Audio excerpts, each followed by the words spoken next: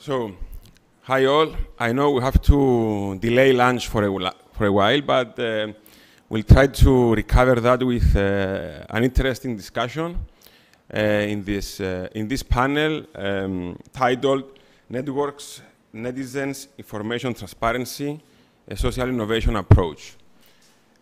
Initially, I would say a big thank you to Cyprus Forum for one more year, and Nicolas from being here and the whole team for evolving it, advancing it, and making it bigger and bigger, more inclusive, and more transparent. Thank you, Nicola, and the team. Before we go to the discussion, let's meet our exceptional guest, a very interesting and diverse group of experts with a global outreach in the area of networks and information transparency. I started with Dr. Constantinos Adamides, Associate Professor of International Relations and Director of the Diplomatic Academy at the University of Nicosia. Charis Kourtelli, Senior Manager, Consulting, PwC Cyprus. Dr. Charalambos Papatryfonos, Advisor on Green Transition, Innovation and Entrepreneurship at the Deputy Ministry of Research, Innovation and Digital Policy. Thank you, Charalambos. And Mr. Martin Hagström, Ambassador of Sweden. Thank you, Mr. Ambassador, for being here. Looking forward to listen to your diplomatic approach in the global evolutions of networks. So today's discussion is taking place in the context of the network of European social entrepreneurs and innovators, NESI, a network under development supported by the DG Growth of the European Union. It's a network that CSI, the Center for Social Innovation, that is organizing the panel today, in partnership with PwC, are developing to bring together all social innovators and entrepreneurs from around Europe and to create a cluster to develop and further advance their work in the European market, but also globally. And as we understand and witness, there is a great importance in the development of networks and their impact in the society, the market, as we said, in a global scale. And we believe it's very important to discuss with our guests on the potentials, the challenges, and the dynamics that the networks create, or maybe sometimes they impose on their members. The tools they use, especially in the evolution of technology, and we heard before Mr. Charis about the various EU policies on the digital transformation, but also how they facilitate the transfer of knowledge, the decision-making, the information sharing, and eventually, of course, their outreach and impact in the market, but also in the community. And having said that, I think it's a good start to go with Dr. Adamides and to provide us maybe the basis of our discussion by maybe presenting to us how this information may influence information transparency, especially in the context of organizational networks formation, and further through the collaboration of institutions. Constantino, and I will sit down next. First of all, thank you very much, Sotiris, and thank you very much for the opportunity. I'm not going to present very good things, in terms of what's out there, precisely because this information very rarely leads to positive developments, and we've heard from the previous speakers some very, very useful insights on the approaches and efforts to curb the impact of disinformation. So before we move it to specifically to organizations and networks, I think it's important to understand a little bit about the impact of disinformation on transparency, on information transparency, which is kind of the overarching scheme. And I think that the first thing that we should remember is that it creates confusion, and this confusion creates conflict of information, which makes it very difficult to discern the truth, and therefore it could lead to lack of transparency. So everything can potentially lead to lack of transparency.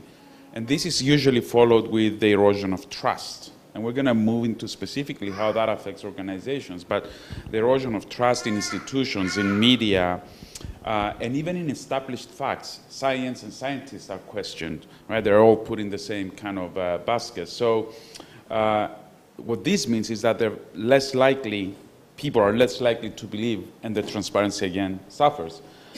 The third thing is what we heard before about echo chambers. And I think this is a very key area in today's world where disinformation in general can lead people to become exposed only with things that align with their interests. And of course, this leads to confirmation biases, which essentially supports pre-existing beliefs, which then supports the echo chambers. So if we put these things, and many others, of course, that we can discuss, into the framework of organizations and networks, then what do we have? We have an impact that could lead to misinformed decision-making.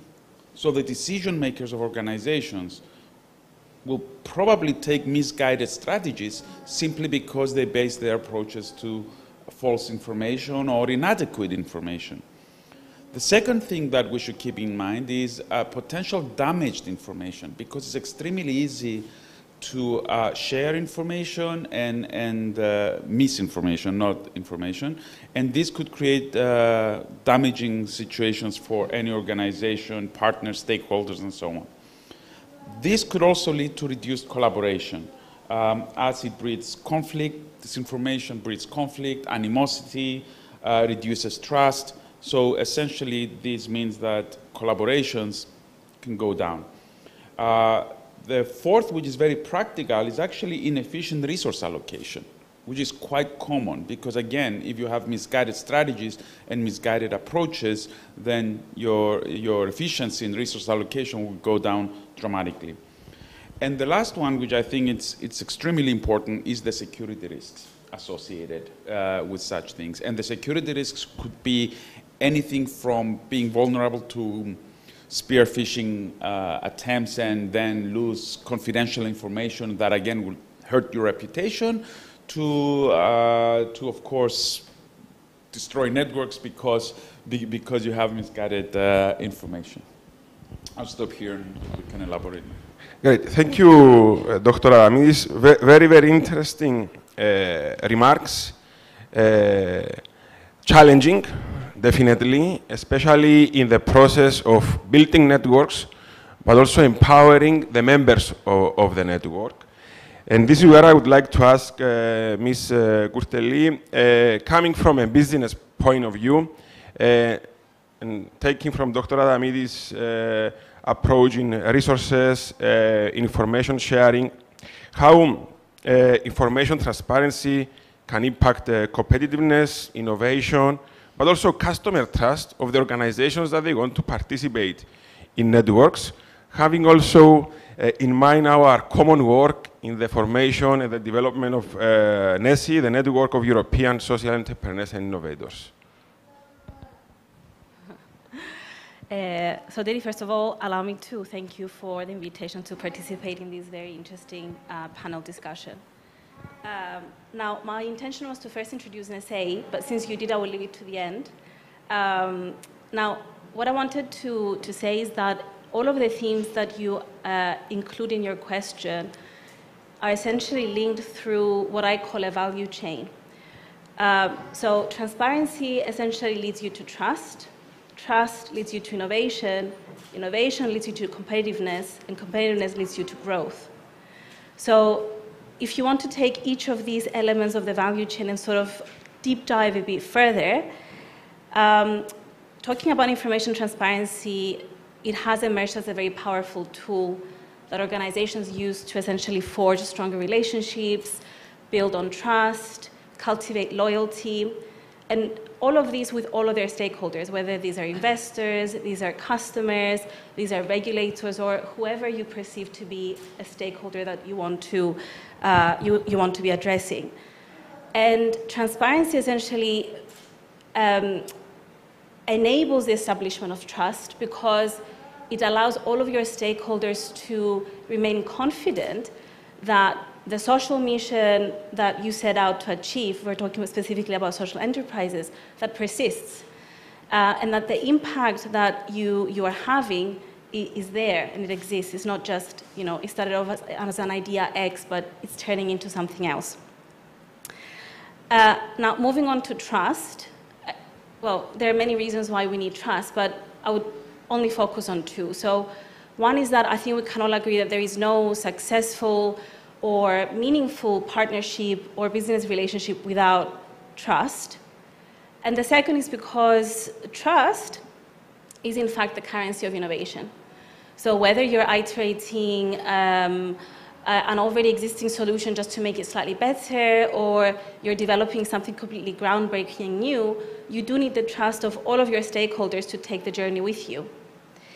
And I think we can also all agree that innovation is indispensable, because without the innovation, you can't really hope to be able to navigate the complexities of today's environment, the disruptions, in a way that allows you to come up with the next big thing. And finally, innovation combined with some other differentiating capabilities, you can think of them as competitive advantages that are usually unique to each organization.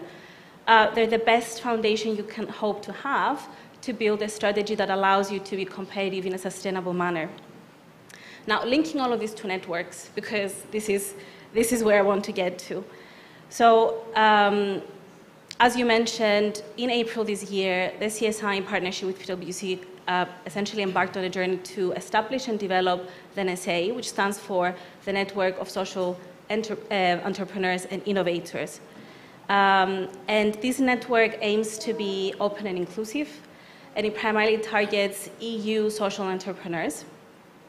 And as we all know, networks essentially serve as platforms that connect people who share common aspirations or similar interests and passions. And by bringing these people together through a network, you essentially unlock the possibility of partnership and collaboration between them. I just want to close off with one quote that I think just brings everything that I said very nicely, and I can't hope to remember it on top of my head. So, a culture of innovation is built on a foundation of trust amongst people. A license to innovate is granted with trust and transparency between stakeholders, and commercial success depends on securing customer trust in your organization, its products and services, and your brand. Thank you.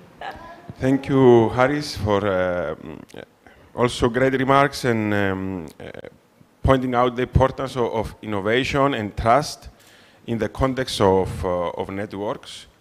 And definitely, a network in its process of evolution needs to secure legitimacy and access to policy making to have a real impact.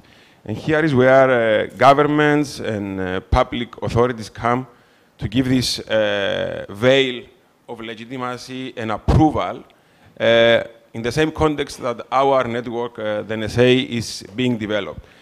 And it's here where I would like the opinion of Dr. Papatryfonos. Thank you, Charalambos, for being here and representing the Deputy Ministry of Research, Innovation and Digital Policy of Cyprus. How governments are fostering social innovation through information transparency, and particularly how do you promote public-private collaboration where the one can support the other in a win-win situation? Thank you very much, Sotiris, Dimitri, for this invitation. Always a pleasure having our discussions privately or in public.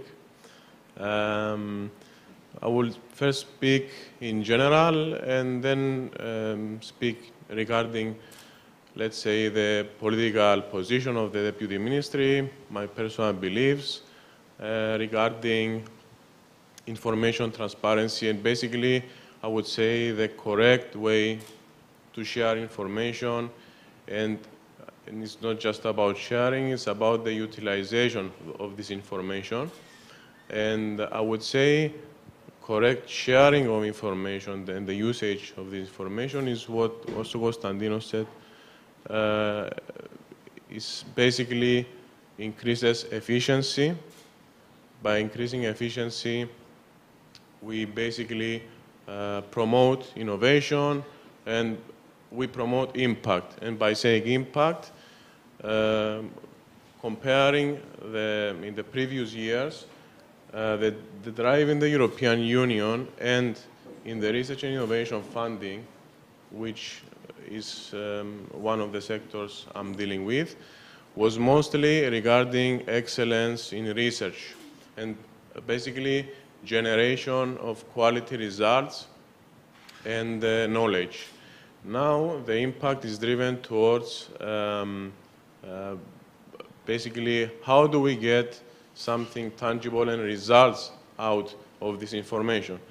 And without the right way of managing this information and communicating towards our stakeholders, I would say first within each stakeholder and then towards the outside, I would say this is one of the crucial steps that we have to do at this time. I would also like to say that considering the information that is generated and the way that our national environment has been developed, and the European as well, I think we're very much lagging behind on the correct sharing of information. The ecosystems are fragmented. We have, this is also my personal view, and whomever has dealt with research and innovation funding or creating networks in European national level will have seen that there's a lot of overlapping in information, and this is due to the lack of correct communication and sharing of information. I would like to speak with a specific example, so that we will not be speaking in general terms and what I think and so on, so that we will have some specific examples of what we are doing about this. I would say about what we are doing in Cyprus. One of the examples we're trying to set about the correct sharing of information and creation of networks between industry, academia, and government sectors is through our centers of excellence, where we have given them a lot of support through funding and other types of support. So what we would like to see is that these centers of excellence have a communication between them and also be able to share that knowledge and know-how with governmental authorities and also the private sector. And going to the next step, which will be crucial for their self-sustainability, because you cannot be self-sustainable if you only have the information and knowledge without producing tangible results. And I would just like to close what I'm saying, just by saying that there's a lot to be done on the correct sharing, communication of information, and now I think is the right time for the creation of the right kind of platforms for the communication of all the stakeholders. Thank you. Thank you, Charalambos. Very, very, very important points about the sharing of information, the transparency, and of course the channels of sharing information. And I don't know how in the diplomatic circles this works. I mean, sharing information is not the best thing in that area, I think. But we have with us the Ambassador of Sweden, Mr. Martin Hagström. Thank you, Ambassador, again for being here. So how can diplomacy and international relations foster cross-border collaboration, especially among social entrepreneurs, talking about the business and the market area, but also as actors to address social challenges in a global scale? Okay, thank you very much for that question. Well, I think first on sharing of information, of course, sharing of information, discussing, getting information, that is really part and parcel of our job as diplomats. So I think if you want to get information, you often also have to share information. So I think that's something that we do on a daily basis. So I think what I will say, it correlates very closely with what the colleagues here have said. I think if I kind of makes sense for me to talk both about the role of government in country and also diplomacy internationally, because I think they are interlinked. And I think the role both of governments in country and diplomacy is to ensure to create a conducive climate, conducive environment for social innovation, social entrepreneurship, and networking.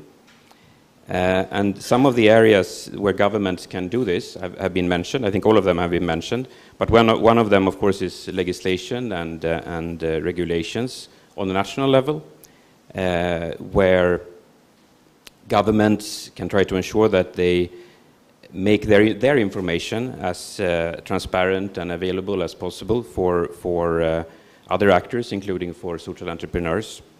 And I think in this context, I would just like to mention that Sweden has the world's oldest Access of Public Information Act. It was adopted in 1766. And I think this has been something that has been very, essential and remains essential for our development when it comes to these areas.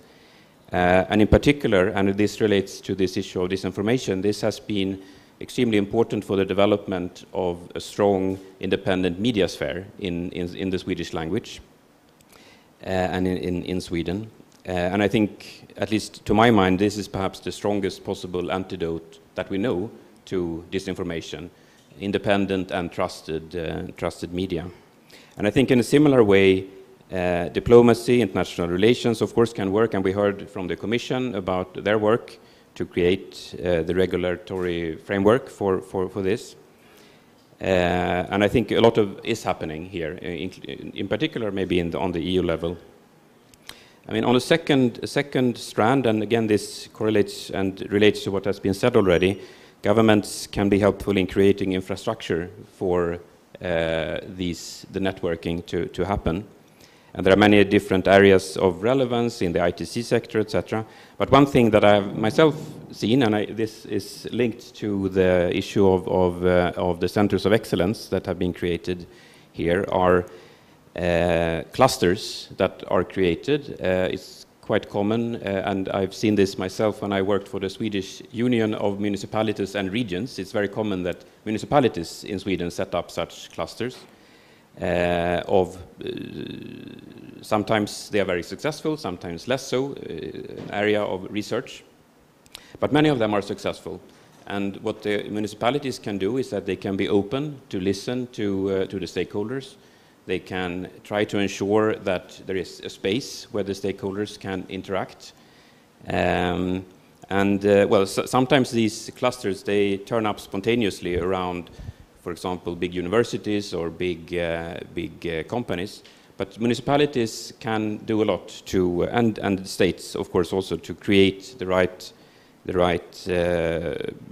conditions for these clusters to develop. And they are, as has been mentioned here, the importance of innovations. Of course, these clusters are usually hotbeds of innovation. And such clusters can also develop cross-border. So we have a very interesting number of clusters that have been developed between Sweden and Denmark. Southern Sweden and Copenhagen are very close to each other. There has been a bridge built between, and that has been also kind of, this physical connection has been kind of a start also of a very intensive development on clusters, including in the ITC sector and the medicine and other areas. So in diplomacy, or more precisely, I think in this case in development cooperation, again, I have some personal experience in supporting development of social entrepreneurship and clusters. I used to be, up until 2019, ambassador in Kiev, and Sweden has a development cooperation program there. We had back then, and we still have. And part of what we did was that we supported development of such clusters in different Ukrainian cities. And we also supported a social entrepreneur who was, in a self-sufficient way, setting up education for IT specialists. and it was self-sufficient, it was growing, but in a quite slow organic way. But with support from our development cooperation program, it could speed up.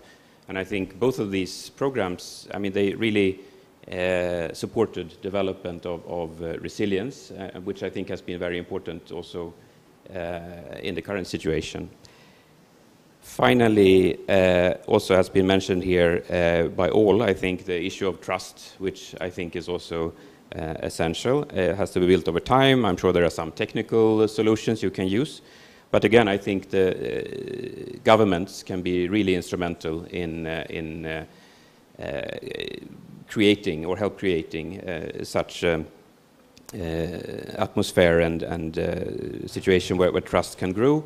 And again, that the government itself is transparent and enables information transparency, I think that is something that is very conducive to trust in that sense. Yes, thank you. Thank you, Mr. Ambassador. Apparently, there is a reason why we all look up to Sweden as a good example in many aspects.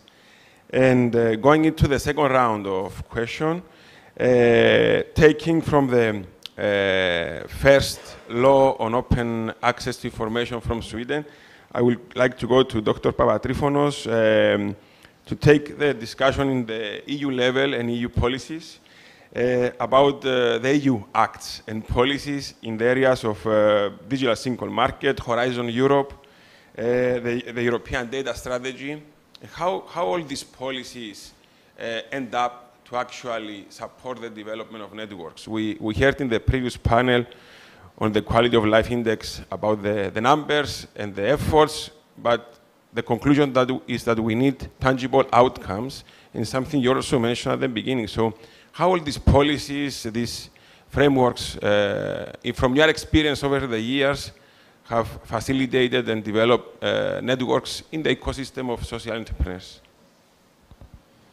Thank you, Sotiris, for the question.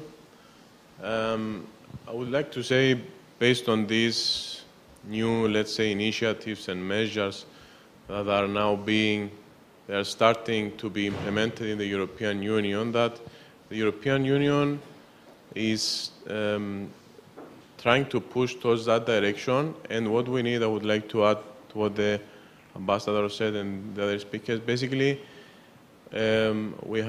it's also a matter of creation of a culture to be able to achieve this throughout the measures that are being pushed now in the European Union.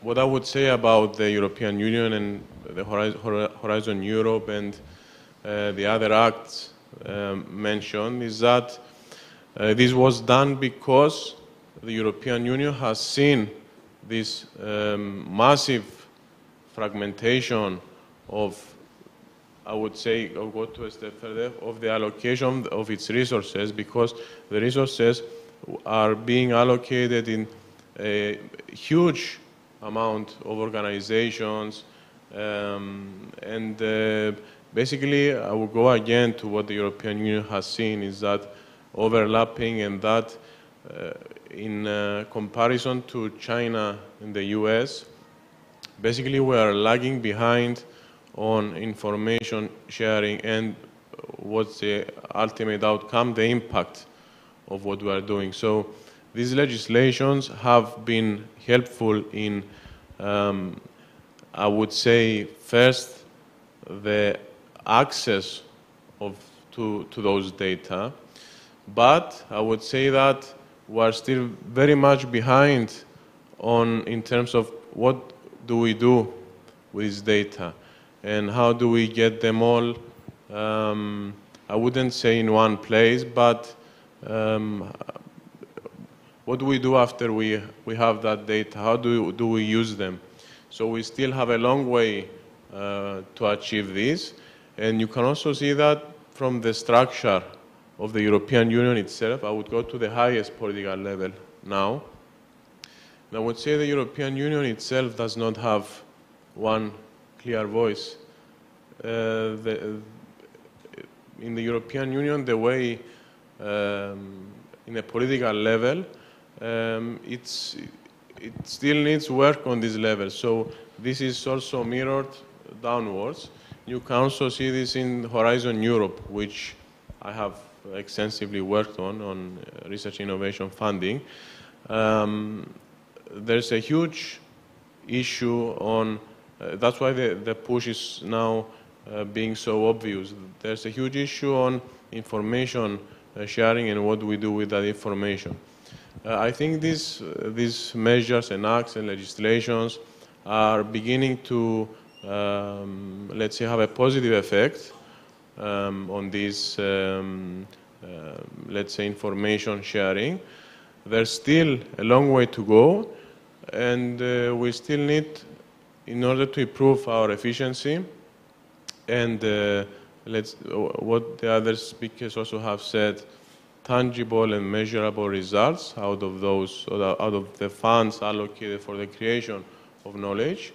We need further to push towards that direction, and to not only to have the legislations, but to also, let's say, use them in the correct way, and not just having the legislations there and doing what we have to do just to, let's say, move towards the next day. Thank you. Thank you, Dr. Papatryfonos. Really important insights on the directions that the European Union is taking, but also in this information sharing from your side, in the sense that we see all these laws, especially people that are working in the areas of EU funding or in other aspects, but we never realize the philosophy and the thinking behind it. So it's good to get this input from you. I would say this is one of the reasons, is what I've said, that is the lack of the communication, let's say, in the highest level. And this, when you try to promote, or at the very beginning, how to make how to construct a legislation, this comes downwards, having those issues. So that's the main issue for this. Great. And also building on the various voices in the European Union, as a peculiar and kind of unique network of states, and how the different dynamics of small, medium, and big states are being, they interact. I'll go to Ms. Charis Kourtelli and ask why an SME would like to access a network, what it can gain out of it. I mean, as a small company, how can interact and benefit from its participation in networks? And what challenges could possibly social entrepreneurs and SMEs face in this process? Thank you. Right, so I'll start by saying that for social enterprises, partnerships are crucial for the very simple reason that social issues don't exist in a vacuum. And the more and more complex they become, essentially becomes necessary that you have multiple stakeholders, partners coming together to find solutions that are appropriate and sustainable. And partners can include academia, business, the government, anyone who has to come to the discussion and decision table. Now, social entrepreneurs do face a lot of challenges, which may seem like irrelevant to partnerships, but I'll try to make the link because everything ends with partnerships. So the number one is that every social entrepreneur is definitely faced with a challenge of what we call dual identity, meaning that on the one hand, social enterprises have at their very core of their mission, social impact through solving social and or environmental issues. And although this aspiration and this mission doesn't have to diverge from economic objectives, i.e. making profit, this dual bottom line that these enterprises have causes confusion and skepticism, I would say, primarily with their customers and their investors. And in overcoming such a challenge, you have to sort of embrace very confidently information transparency.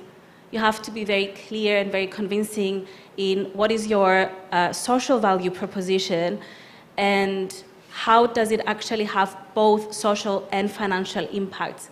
Because it's only by being very transparent about what you do, how you do it, and what is the impact that it's having that you can actually hope to convince both your customers and your investors.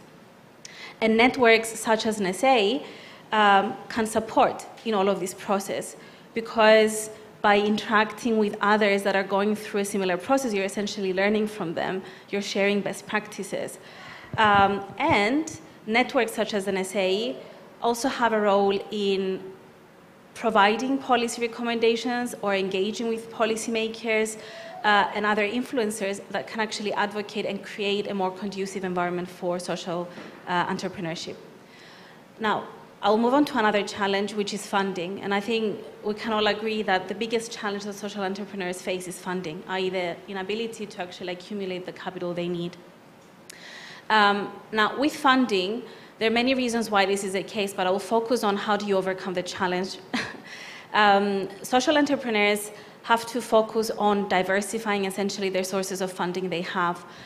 Grants, loans, crowdfunding, equity, revenue streams. But diversification itself is not enough. All of these things take time and they consume a lot of effort. So it's also important that they channel their effort and their energy on the sources of funding that are more likely to materialize for them and for their specific case. And again, networks supporting that, because they can provide you with available information on what are the sources of funding that are available out there, how you can go about progressing with each of them, and generally providing the advice and support you may need, plus potentially connecting you with investors that are interested. And then the last challenge I want to mention that I think is particularly important to social entrepreneurs, because of the nature of these enterprises, essentially support and resources are fundamental in order to grow, in order to sustain the business. Whether this is to register, for example, the legal status of an enterprise, whether it's to access a market, whether it's to just running out of ideas, but there are so many things. There are so many things that essentially through having a network of allies and collaborators that can help you navigate and overcome these challenges and these barriers. And I just want to close with one thing, is that if we care about supporting the development of social enterprises, then I think to me the key question becomes, well, what is the competitive advantage of a social enterprise? And I think a very powerful competitive advantage that they have is partnerships with corporations, which is something that is not normally explored, but I think it's a very powerful one. Because as the world becomes more demanding on transparency, and each and every one of us wants to know, the product I'm consuming from design to post-consumption, has it had a positive effect on the environment, the society, and the community? We're seeing that a lot of corporations are actually turning their attention to social enterprises to find answers and solutions to this increased pressure on improving their supply chains, improving their core operations. And the reason is because social enterprises have a lot to offer. They have very innovative business models. They can really help with addressing key sustainability challenges that larger corporations are faced with. They can actually even support in tapping on underserved customer populations. And finally, they can really help on advancing in having more ethical, more socially responsible, and more resilient supply chains. Thank you, Hagström. Really very interesting outline of a social entrepreneurship, and I think it's also where the Center for Social Innovation is trying to go, to have this collaboration with corporations, public institutions, services, to bring social change and improve the quality of life of the people and the communities around it. And I believe it's a common cause for everybody here. And I will ask Mr. Ambassador if social entrepreneurships are actually your allies in your diplomatic work and in your work in the international arena of conflict and challenges.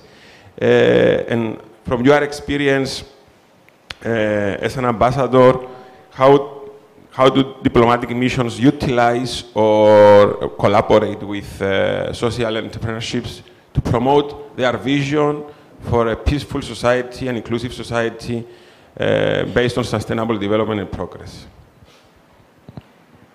Thank you. I think I mentioned one example already in my first intervention. Sorry, maybe I hold this too close. So I think if I look at it from the perspective of the social entrepreneurs and how they would engage with a diplomatic mission or government officials, I mean, linking up to what you said, I think in reality, of course, it's not much different from how they would have to approach any potential partner. I think if we are approached by someone, of course, it's important we look at, and of course, this is a challenging thing if you're a new actor, but a track record is always very helpful.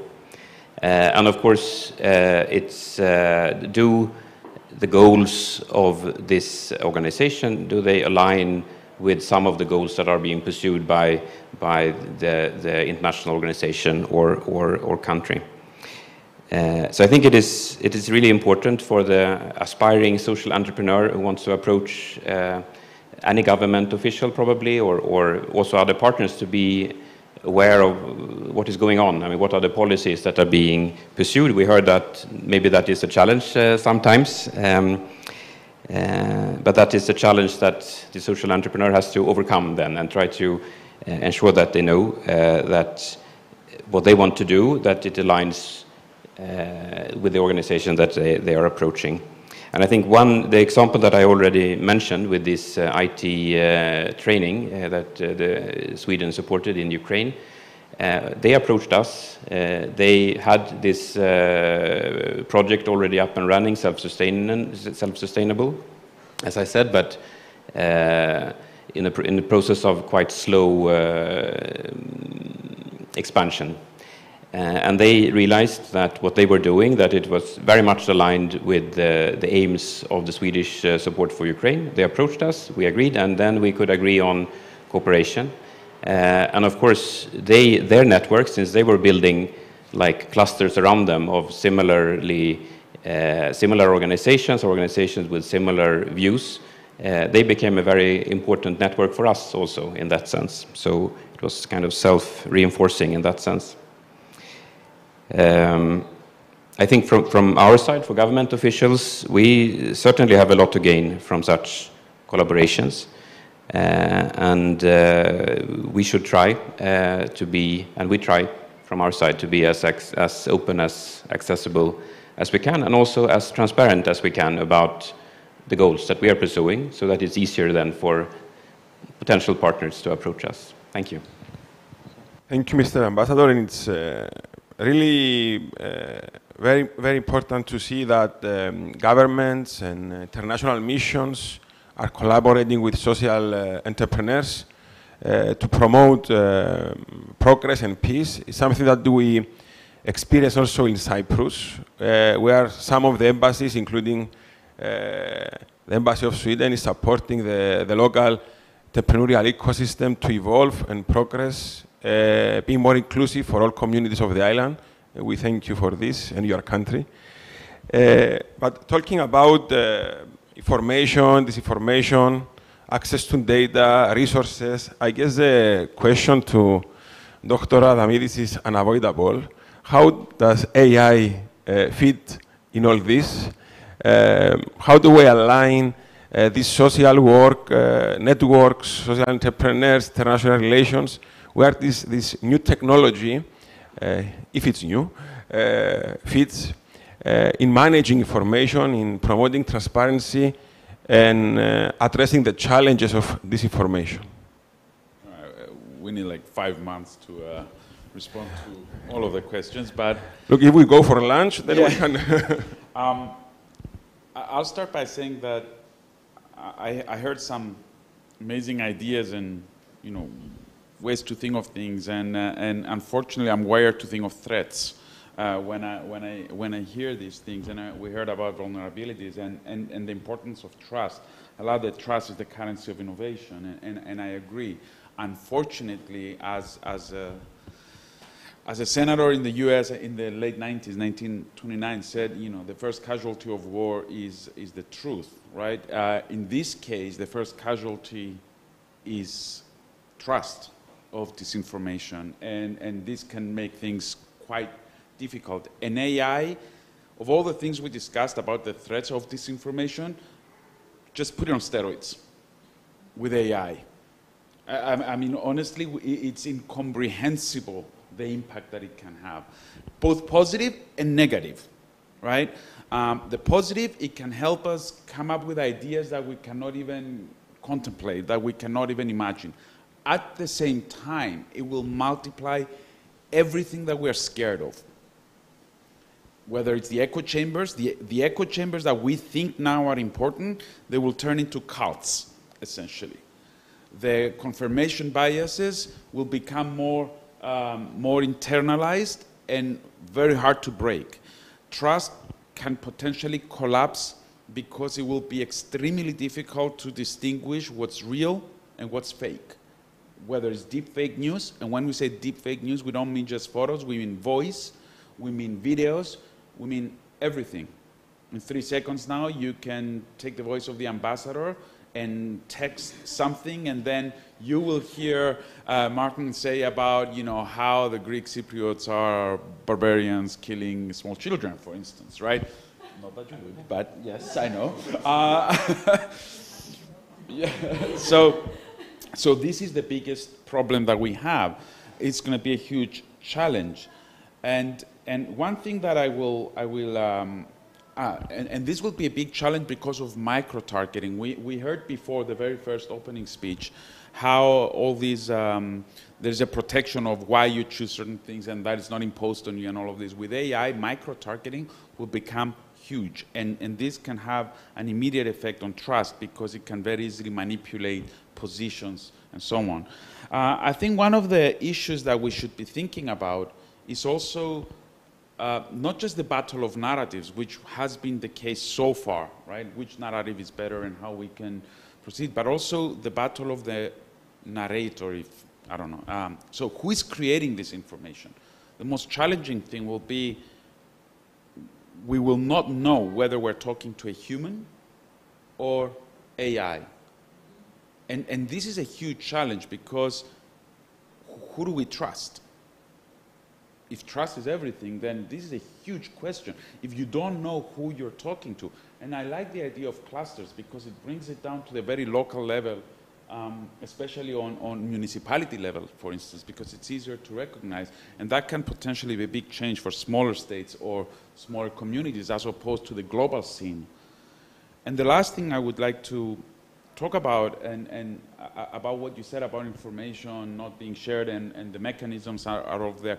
Think of all the vulnerabilities that we have, and that is one vulnerability, and multiply it by an X factor that will increase the impact. And I think all of these things that we heard about legislation is essentially kind of a tug of war between legislating to ensure that we protect people, but at the same time with AI, over legislation essentially leads to a huge disadvantage. And we're becoming slow because of the focus on legislation, and this allows countries like China, for instance, to take advantage of that. And with AI, this is extremely serious, because unregulated AI can lead to more AI that is potentially even more unregulated. As Harari said at some point, big difference, let's take it to the security sector. Nuclear weapons, we shouldn't equate it to nuclear weapons, he said, because nuclear weapons don't make stronger nuclear weapons, but AI makes stronger AI, right? So if we are at a disadvantage because we're so slow to regulate or so slow to decide how we want to operate, at some point, we might find ourselves in a position that we will not be able to catch up. Because it's not human versus human battle, but it's going to be AI versus AI. So I think these are the big challenges for organizations. How are they going to use the AI for micro-targeting, for instance, for all of these things? So communication, I think we need to come up with better ideas to ensure that the trust is safeguarded, that who we're talking to is actually the intended recipient or the intended, audience. So I think these are the biggest challenges. They all revolve around trust and yeah. Thank you, Constantino. I'm just hoping that I'm actually talking to humans now. But indeed, the challenges are out there in a world where different groups of countries are formulating coalitions. I don't think it's only about China as a country, but also it's the different coalitions that are being created, how this can empower their own members, taking also on the networks approach. But indeed, I think we have a group of people here coming also from the international scene, the public services, the corporate sector, and the academia that collaboratively these type of challenges should be put on the table to the policymakers and we should do that quite soon. So thank you. Before we go to the closing remarks, we can open the floor for 1 or 2 questions maximum, and we can answer the questions if there are any, along with the closing remarks. So we have 1 minute for 1 or 2 questions. Anyone want to ask something or make a remark on something? Great, we are all hungry anyway. So we start our closing remarks with Ms. Charis Kourtelli. Charismo. So I have a loud enough voice. Right. So I actually didn't want to spend very long summarizing because I think I'm not very good at summarizing things. But okay, so if I had to leave, the audience with a couple of closing thoughts, is that to me, trust is fundamental, right? So I agree with you. We do need to find a way to safeguard it, because without trust, as I said before, you can't really hope to continue to innovate and continue to, improve and further yourself, either as a company, as a society, as a whole. And I do genuinely think that networks that enable a group of stakeholders or partners that share common, maybe not agendas, but common ideas, aspirations, beliefs, if you bring them together and you do it in a way that they all feel that it's a win-win situation, you can actually come up with things that are better and sustainable. I think this is it for me. Perfect. Thank you, Charis. Indeed, in any relationship of any form, I mean, the win-win aspect, you're smiling, Constantino, I don't know why. It should be a win-win situation. So, it's your turn, Constantino. Maybe you can pick it from the win-win to tell us your closing remarks out of this beautiful discussion. I don't have any specific closing remarks. I want to echo where I finished, that trust, we need to find ways to safeguard trust, because what is at risk is that. And if we're talking about information transparency, if we don't know who we're talking to and what is being transferred is the real thing, then there's no foundation for trust. So unless we ensure as companies and as societies and between diplomats, that the recipient is who he or she says it is and the message is exactly what is intended to be, then everything else may become irrelevant. So this is my biggest concern, and how it affects democracy in general. If the first contact of AI was the social media, you can imagine the second contact, how it's going to be like. So I'm going to stop at that. It's a good thought for the weekend. Thank you, Dr. Adamides. Dr. Papatryfonos. Thank you again, Sotiris, for the invitation. I will be very short in my closing remarks. I would say, yes, trust is very difficult to build, very easy to destroy. So, okay, it's also a matter of trust. There are many difficulties that we will face in order to, let's say, adopt these approaches that all the other speakers said.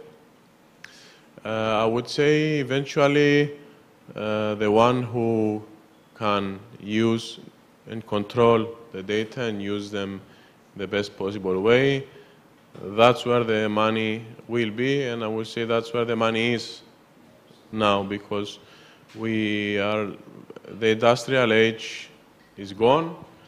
We are living in the information age now. Sometimes I would say I would leave with this remark, which now I have just now came in my mind after all these discussions, is that, okay, regulations are important. The communication between industry, policymakers, academia is important. I would say that we live in the information age, and in the end, there will be also a market push, or let's say how the people who are able to do this the best possible way will prevail and will be a step forward. Also using AI. We know it has its limitations, its dangers, but the people who will be able to be one step ahead in this, as Constantinos said, will be many steps ahead, not one. Thank you. Thank you, Charalambos, also for coming. Mr. Ambassador. Yes, I get the possibility to sum up the whole discussion, I guess, or you will do it maybe after me. I will try. You will try. Yes. No, unless you save me from that. Well, no, I think one thing that has really come back from everyone here is trust and the importance of trust, and I very much agree with that. So I think that is really where we kind of land, all of us, in our remarks. Of course, it's clear that there are many challenges, but I think it's also clear that there are many opportunities. So we just need to be aware of the challenges and find ways to overcome them to be able to make the best of the opportunities, to say a platitude. But this is what we need to do, of course. On a more personal note, perhaps, regarding this AI discussion, I have realized that for the foreseeable future, there will be a continued need for physical meetings and for diplomats. So I'm very happy. Thank you. Yeah. We do hope to have diplomats like you, Martin, being around for many years to come. Just concluding, also taking from the trust notion, apparently trust is a powerful currency that organizations can use to formulate functional and impactful networks, considering always the legal and the policy framework that they function, but also the potentials that new technologies. Now it's AI. I cannot imagine if AI, what will replace AI? More AI? Okay, that's a panel for next year, actually, in Cyprus Forum 2024. But thank you again all for being here. It was a great pleasure. A good lesson for me too, to hear your experiences, your inputs, a lot of knowledge shared in trust. And I truly, and I believe that this type of collaborations and discussions between these multiple stakeholders coming, as we said before, from the public sphere, from the public services, from the academia, the corporation, the international scene, it's very important to be empowered and lead the way to a more inclusive and fair society. So again, thank you all and see you around. Thank you.